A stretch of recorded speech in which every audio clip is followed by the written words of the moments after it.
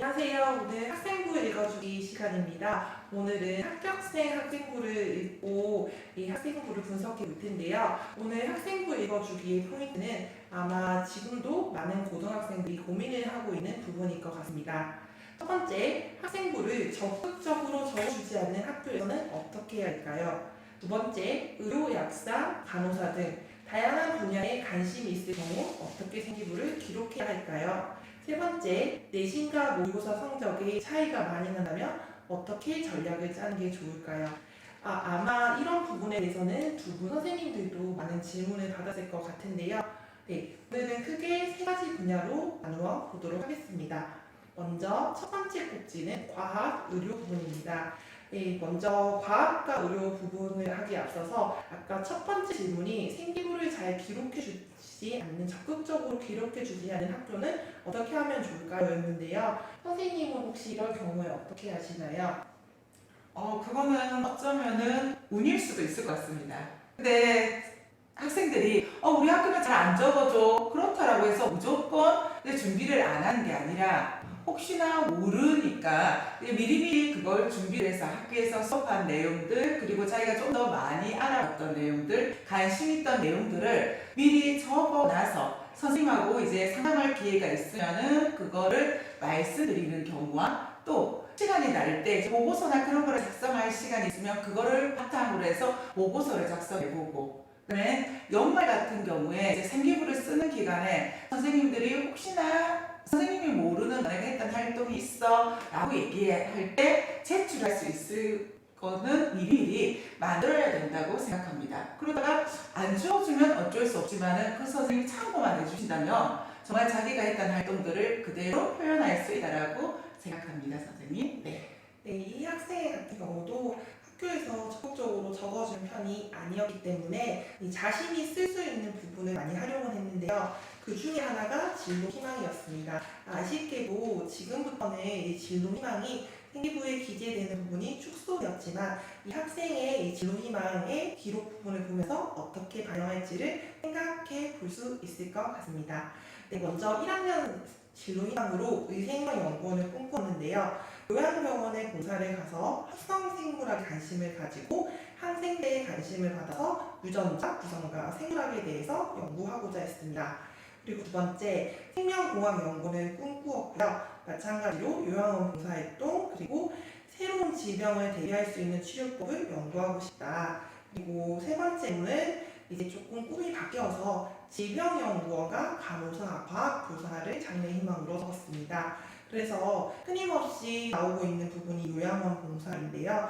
이제 3학년 때는 이 친구가 수의사를 꿈꾸기도 했기 때문에 인수공통 전염병이라는 것에 포인트를 두었고 계속적으로 이어지는 다양한 질병의 치료법 그리고 수의사를 꿈꾸었기 때문에 싱어의 생명윤리, 동물해방론, 슈바이처의 가치론 이런 것들에 포인트를 주어서 기록을 해보았습니다.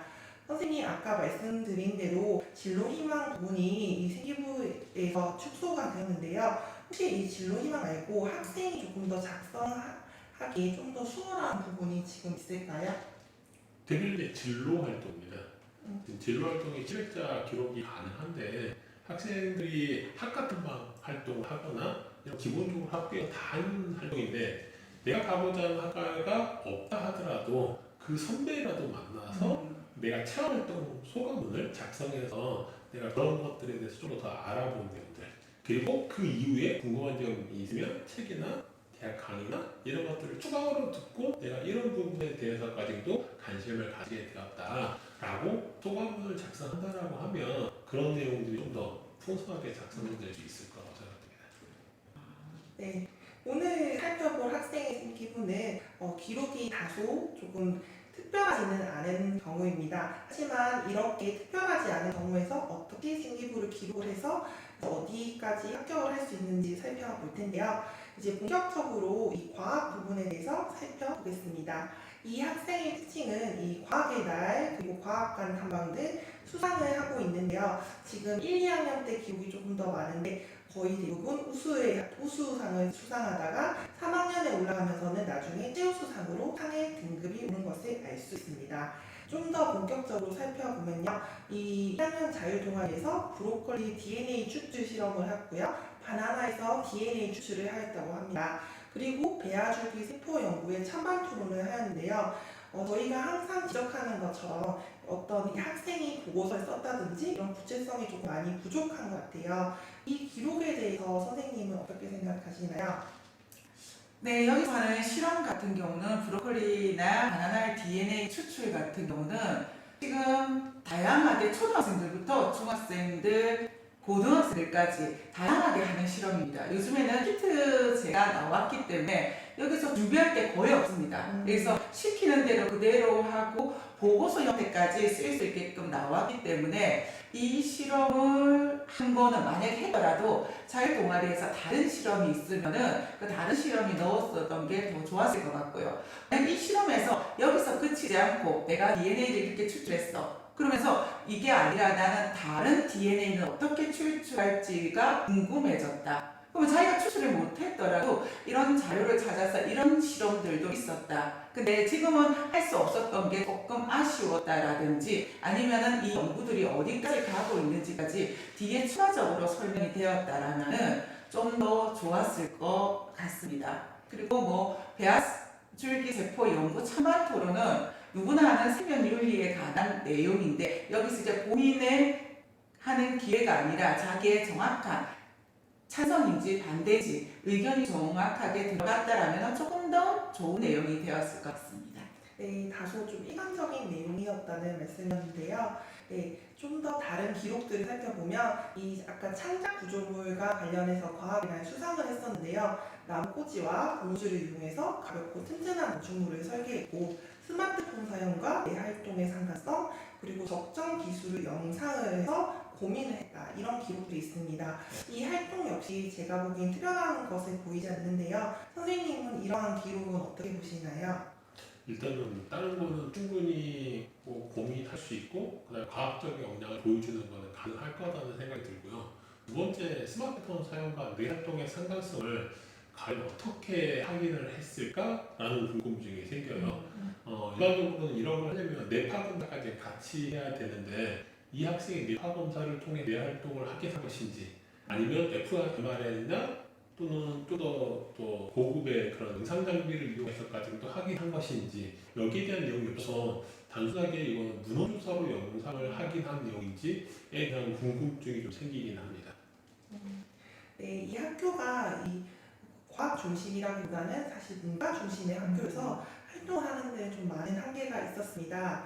네, 그리고 그 다음 활동을 보면요. 동아리에서 식물 이름을 알아보았고 식물의 생장 과정, 영양이 생식 기간 그래서 활동 보고서를 작성하였는데 역시 이 활동 보고서의 제목을 알 수 없고요. 그리고 많은 친구들이 보는 이 아타카라는 영화를 통해서 유전자 조작을 위해 인간이 태어날 수 있다는 내용을 발표했다라는 기록으로 마무리를 하고 있습니다.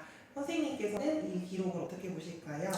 이걸 연결시킬 수 있다면 앞에서 배아줄기 세포에 대한 찬반도론 요거랑 이 부분을 어쩌면 연결을 시켜서 좀 더 깊이 있는 활동을 했다라면 이 활동도 좋은 활동이 되었을 수 있을 것 같습니다. 근데 이걸 저희들이 봤을 때는 이걸 연결시켜서 했으면 좋았을 거 하는데 학생은 아마도 그때 그 생각을 못 했던 것 같아서 그 내용 따로 이 내용이 따로 이렇게 적혀져 있는 것 같은데 그럼 만약에 이제 유전자 조작을 해서 인간이 태어날 수 있다는 내용까지만 발표를 했는데 그러면 거기서 그치지 않고 여기에 대한 조금 더 깊이 있는 내용들 아니면 여기 이제 영화 들어갔기 때문에 이런 내용들을 보기 위해서 나는 이런 책을 하나 더 찾아봤다는 이런 내용들까지도 들어갔으면 좋았을 것 같은데 그냥 동아리가 그냥 일반적인 그런 느낌을 조금 받고 있고 좀 깊이 있는 과학 동아리라는 느낌은 못 받고 있습니다.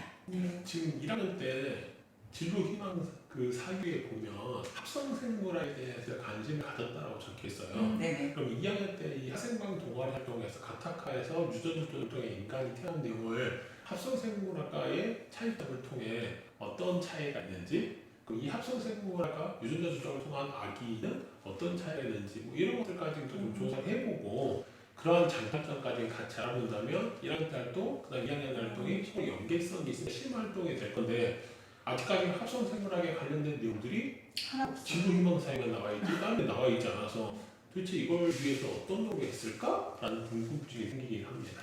대부분의 학교에서는 동아리 활동이 가장 생활 기록부에서 자신의 전공 적합성을 잘 드러낼 수 있는데 1학년 동아리, 2학년 동아리 모두 이제 단순한 수준에서 조금 그쳐 아쉬움이 많이 남는 것 같습니다. 네. 그리고 이제 물리 세특인데요. 이제 스마트 그리드 그리고 다양한 신세제, 에너지 기술 그리고 이제 원자력 발전의 장단점 그리고 발표에 뭔가 주도적으로 참여했다. 그리고 뭐 이해가 뛰어나다 이런 기록으로 되어 있는데요. 역시 기록이 일반고 친구들이 대부분 다루는 주제가 아닐까 생각이 드는데요. 선생님 어떻게 보시나요? 일단은 물리 시간에 적합한 활동이라고 생각이 되긴 해요. 근데 이제 여기서 이제 신재생 에너지라든지 이런 것들을 다루는 건 참 많이 있어요. 이것을 될 수 있으면 에너지 중에서 인체를 대상으로 한 에너지가 있어요. 체온을 이용해서도 인공심장기를 달았을 때 이들이 10년이나 15년 정도 되면 배터리가 다 닳아서 더 이상 쓸 수 없다라는 문제점이 있어요. 그래서 그런 문제점을 갖다 최근에는 초파로 충전하는 시스템 또는 체온을 이용한 그 시스템 같은 것들이 도입되기 때문에 좀 의학과 연계된 에너지 또는 신재생 에너지가 같이 나오면 좀 더 좋지 않을까라는 생각이 듭니다. 일반고에서 대부분 활동하는 그런 종류의 활동이기 때문에 선생님 말씀하신 내용을 충분히 접목 가능할 것 같습니다.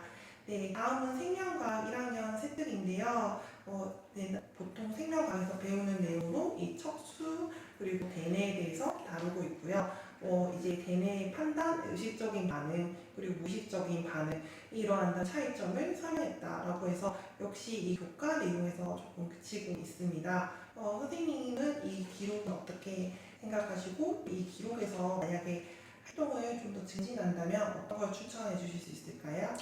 이 학생 앞에 물리 세특도 하긴 했지만 정말 학과에 충실하게 뭔가를 만든 것 같습니다. 네, 보통 애들이 이제 저희들이 세특을 500자 정도 적잖아요. 500자 정도 적으면은 보통 학과에 관한 내용이 좀 반 정도 나머지는 자기 진로와 연관을 조금 많이 시키는데 그런 거는 여기서 조금 없었던 것 같고요. 예, 그러면 만약 이 친구가 의료에 대해서 관심이 조금씩 많았던 친구들이었기 때문에 그렇게 된다면 여기에 다양한 대뇌 판단과 명령들, 대뇌가 어떻게 관여하고 있는지에 보면은 이제 이런 것들이 변화가 되면서 사실 이런 문제점으로 제일 많이 일어나는 것들이 뭐 치매라든지 이런 병들이 들어갈 수 있으니까 요 앞부분을 조금만 적고 나머지는 이렇게 병에 대해서 자기가 관심이 있었던 거 이런 것들도 조금 구체적으로 적어줬으면은 조금 좋았을 것 같습니다. 왜냐하면 계속 요양병원에 봉사를 계속 다녔다고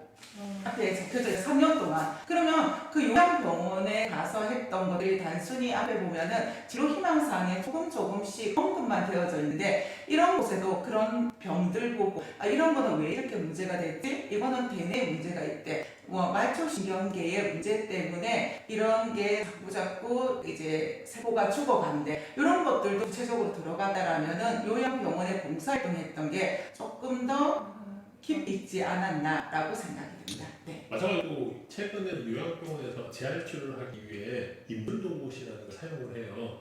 그래서 하고 또 척추가 마비된 사람들을 하면서도 이 인분동봇에 뇌와 연결하고 있는 신호센스를 이용해서 이게 신호센스를 이용하게 되면 인분동봇에 의해서 팔 다리를 조절할 수 있는 그런 시스템까지 이게 도입이 되었거든요. 그래서 척수 마비 환자를 대상으로 해서도 내 마음대로 손가락으로 움직일 수 있는 또 다른 방법에 대해서 조사하면서 같이 연결할 수 있는 방법도 있을 것 같다는 생각이 듭니다.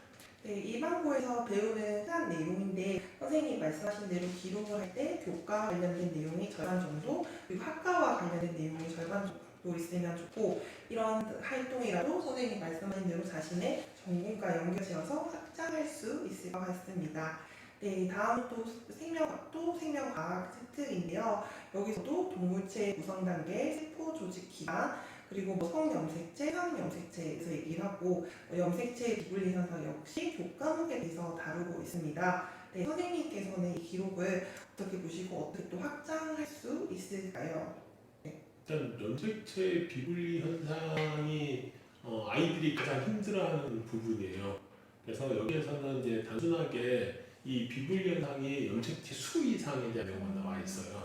근데 구조의 이상에 의해서 비분리된 현상도 있을 거고 여러 가지가 있을 건데 수에 대한 내용만 다루었다라는 점이고요. 만약 보면 수의 이상에 의해서 나타날 수 있는 유전 질환은 무엇이고 그 유전 질환에 관련 유전자 가위를 통해서 충분히 이렇게 정상적으로 회복을 시킬 수 있을 것인지에 대한 것까지도 한번 조사를 해보고 관련 책도 읽어보고 그런 내용들도 같이 나오면 조금 더 풍성한 세특 내용이 되지 않을까라는 생각이 듭니다. 이 세특에서 좀 아쉬운 부분은 독서 등을 이용해서 좀 더 확장을 할 수도 있겠네요. 네. 그리고 지금까지 이 과학과 관련된 기록들을 먼저 보았는데요. 오늘 이제 목표가 희망고 친구들의 이런 평이한 기록을 어떻게 확장시킬 수 있는지, 그리고 이 평이한 기록에서도 어떻게 좀 더 개인적인 걸 드러낼 수 있는지였는데요. 지금까지 본 기록에서는 거의 다 교과목에 따른 내용들이 많아서 개인의 특성이 많이 드러나지 않았습니다. 네, 첫 번째 꼭지에서는 이렇게 조금 아쉬움이 있었지만 저희가 두 번째 꼭지와 세 번째 꼭지를 활용해서 어떻게 이 개인의 특성을 드러냈는지를 살펴보고 또 그런 아쉬운 내용이라도 어떻게 확장할 수 있는지를 계속 살펴보도록 하겠습니다.